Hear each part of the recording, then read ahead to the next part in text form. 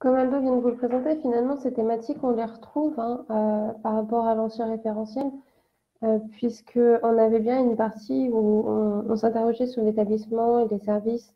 On vous interrogeait notamment sur votre projet d'établissement, quelle était votre ouverture sur de l'établissement sur son environnement, euh, quelles étaient vos orientations, vos objectifs, etc. Ça, ce sont des éléments qu'on va retrouver.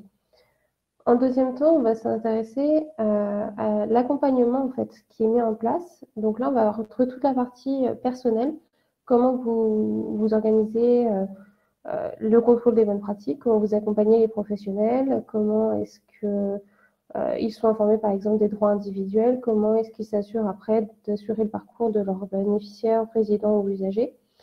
Euh, et ces éléments, on les retrouve en fait dans le parcours global de la personne, et c'est finalement cette personne qu'on va retrouver au cœur de ce nouveau référentiel. L'idée, c'est vraiment qu'on recentre les évaluations sur l'usager, et donc on va tourner en fait tous les critères et tout le questionnement autour de l'usager. L'idée étant qu'à la fin, on ait quelque chose qui ressorte où on s'assure que le parcours de la personne a bien été respecté, que cette dernière est bien satisfaite.